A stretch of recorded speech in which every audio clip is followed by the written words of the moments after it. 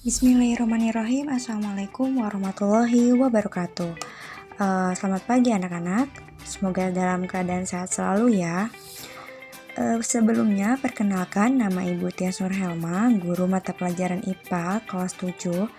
Dan pada kesempatan kali ini kita akan belajar mengenai klasifikasi makhluk hidup. Nah, sebelum kita masuk ke materi klasifikasi makhluk hidup yang lebih dalam, kita harus mengetahui apa itu klasifikasi. Nah, klasifikasi ini bertujuan untuk mengelompokkan makhluk hidup berdasarkan persamaan ciri. Nah, jadi dapat didefinisikan bahwa klasifikasi itu sama dengan pengelompokan. Dan yang dikelompokkan ini adalah makhluk hidup. Nah, manfaat dari pengklasifikasian ini yaitu yang pertama, dapat mengenal suatu organisme. Kemudian yang kedua, mengetahui hubungan kekerabatan dua organisme.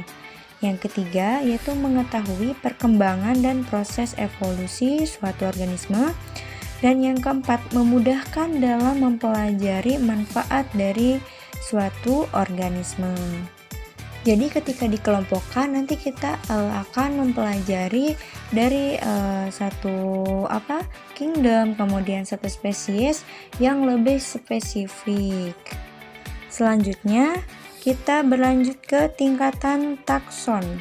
Tingkatan takson dalam klasifikasi makhluk hidup ini ada dua, yaitu di klasifikasi Monera, Animalia, Protozoa. Itu ada kingdom, phylum, kelas, kemudian ordo, family, genus, dan spesies. Kemudian yang kedua yaitu ada fungi, plantae, alga.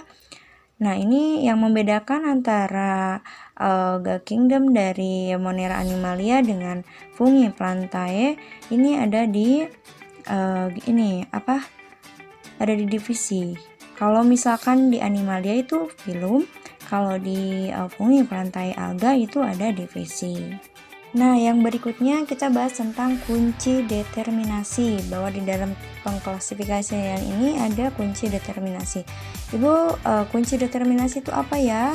Nah, ini tuh berisi pernyataan singkat dan jelas yang dikotong mengenai ciri-ciri organisme.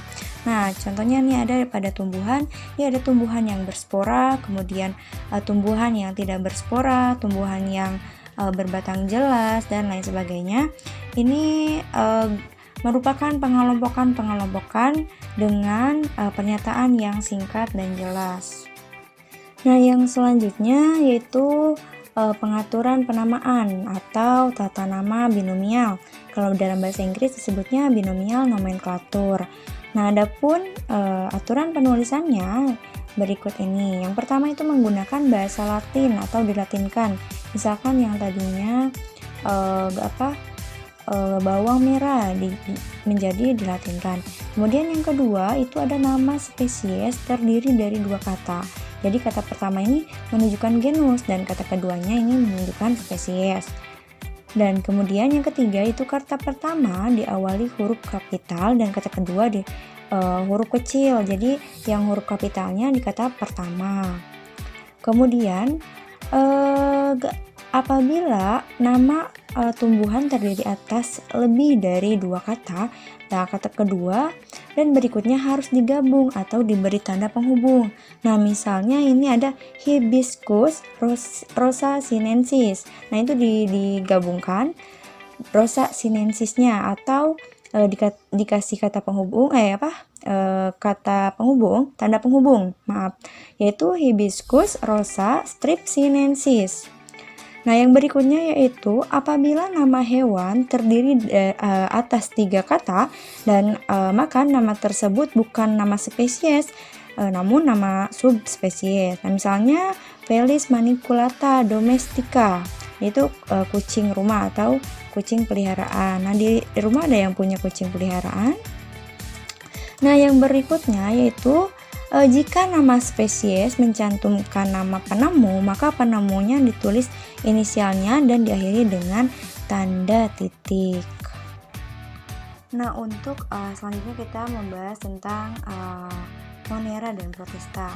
Dan yang pertama yaitu kelompok Monera yang memiliki ciri-ciri makhluk hidup prokariot, yang merupakan makhluk hidup prokariot, kemudian terdiri atas bakteri dan ganggang biru dan juga hijau. Nah, hampir semua bakteri bersel satu dengan ukuran yang sangat kecil, sehingga untuk dapat melihatnya kita harus menggunakan mikroskop. Nah, kelompok Monera ini juga terdapat 3 bentuk bakteri, yakni ada yang lonjong atau bulat atau dengan nama ilmiah Coccus, kemudian ada batang atau cylindris dengan nama ilmiah Bacillus, dan bentuk spiral atau sekrup dengan nama ilmiah Spirillus. Untuk bentuk dan gambarnya kalian bisa lihat di sebelahnya. Dan untuk yang selanjutnya itu tentang bakteri. Bakteri ini didapat 2 golongan. Yang pertama, bakteri yang menguntungkan dan bakteri yang merugikan. Bakteri yang menguntungkan itu bakteri yang dapat hidup dalam tubuh manusia seperti Escherichia coli yang memiliki manfaat untuk membantu menguraikan sisa-sisa makanan yang sudah tidak dibutuhkan oleh tubuh. Dan untuk bakteri yang merugikan yaitu bakteri penyebab penyakit, contohnya penyakit TBC, yaitu bakteri Mycobacterium. Selanjutnya kita bahas tentang Protista. Kelompok Protista ini memiliki ciri-ciri yaitu organisme eukariot yang pertama, yang paling sederhana dan tertua, dan juga memiliki membran inti sel. Kemudian terdapat 2 golongan, yakni Protista mirip hewan dan Protista mirip tumbuhan. Nah, dan untuk Protista yang mirip hewan ini bersifat heterotrof dan terdiri atas beberapa filum. Yang pertama itu ada Rhizopoda, itu kaki semu. Kemudian ada Ciliata, yaitu berambut gitar, dan ada Flagellata, berbulu cambuk, dan juga ada Sporozoa, yaitu penghasil spora. Untuk melihat film-film dalam bentuk-bentuknya, kalian bisa lihat di gambar samping. Bagaimana ya ciri-ciri dari Protista yang mirip tumbuhan? Nah, yang Protista mirip tumbuhan atau disebut juga dengan alga, itu jenis Protista yang mirip dengan tumbuhan. Ya, ini contohnya ada Euglena viridis yang memiliki ciri hidup di air tawar, kemudian berklorofil, kemudian bergerak dengan flagel. Jadi yang disebut dengan Protista mirip tumbuhan ini karena dia berklorofil, kan yang memiliki klorofil itu adalah tumbuhan. Untuk susunan struktur dari Euglena viridis kalian bisa lihat di gambar samping. Nah, pada pembahasan selanjutnya kita akan bahas tentang fungi, yaitu kelompok fungi atau disebut dengan jamur. Nah, ini memiliki ciri-ciri bersifat uniseluler dan multiseluler.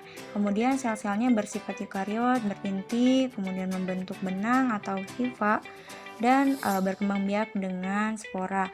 Nih, untuk kalian udah pernah makan jamur belum? Nah, ini contoh jamur atau disebut juga kalau dalam bahasa biologinya itu fungi. Nah, jamur ini juga dapat digolongkan menjadi 2 golongan, sama seperti bakteri. Tadi ada jamur yang merugikan dan juga ada jamur yang menguntungkan. Nah, ini ada jamur yang merugikan. Contohnya adalah jamur Malaysia purpur, yaitu jamur panu yang sering menyerang manusia. Kemudian ada jamur Aspergillus flavus, itu menghasilkan racun aflatoxin. Ini untuk bentuknya kalian bisa lihat pada gambar. Nah, ini untuk jamur yang menguntungkan. Ini jamur, kalian pernah makan jamur atau pernah makan tempe? Nah, ini ada keterlibatan dalam pembuatan tempe, ini ada keterlibatan jamur. Nah, ini yaitu jamur Rhizopus stolonifer. Kemudian jamur yang bisa dimakan langsung yaitu jamur kuping, dan jamur juga bisa dijadikan bahan obat-obatan. Contohnya itu jamur Penicillium notatum. Untuk melihat klasifikasi lebih lanjut, kalian boleh cari-cari di Google browsing tadi klasifikasi-klasifikasi dari jamur, kemudian bakteri dan lain sebagainya, tentang jamur yang merugikan, yang menguntungkan, bakteri yang merugikan dan menguntungkan, agar kalian wawasannya lebih luas lagi. Nah, berikutnya kita akan bahas mengenai hewan atau sebut juga nama ilmiahnya Animalia. Nah, kita akan mengetahui apa ciri khas dari yang membedakan kingdom pelantai atau tumbuhan dengan kingdom Animalia atau hewan adalah kelompok kingdom Animalia tidak memiliki klorofil, sedangkan kelompok kingdom pelantai ini memiliki klorofil. Dan kemudian ciri khas yang selanjutnya, pada hewan ini hewan itu bisa bergerak aktif karena memiliki alat gerak yang beragam. Contohnya kan siput itu bergerak dengan perutnya, kemudian ada kucing bergerak dengan kakinya, kemudian ada cacing dan ada laba-laba gitu kan. Kemudian ada katak dan lain sebagainya. Karena keberagaman ini sehingga butuh pengklasifikasian terhadap hewan tersebut agar kita dapat memahami lebih spesifik. Nah, ini pada tumbuhan, pada kingdom pantai ada dibagi menjadi tumbuhan yang tidak berpembuluh dan berpembuluh. Nah, tumbuhan yang berpembuluh ini adalah lumut, kemudian tumbuhan yang berpembuluh ada paku, tumbuhan paku dan juga tumbuhan berbiji. Nah, untuk contoh-contohnya kalian bisa lihat, dan untuk materi klasifikasi makhluk hidup untuk lebih jelasnya kalian bisa baca-baca lagi, kemudian boleh dirangkum materinya, dan untuk lebih luas lagi wawasannya kalian bisa browsing melalui Google. Mungkin cukup sekian yang dapat ibu sampaikan, kurang lebihnya mohon maaf. Semoga kalian tetap semangat belajar walaupun di masa pandemi ini. Tutup saja. Assalamualaikum warahmatullahi wabarakatuh.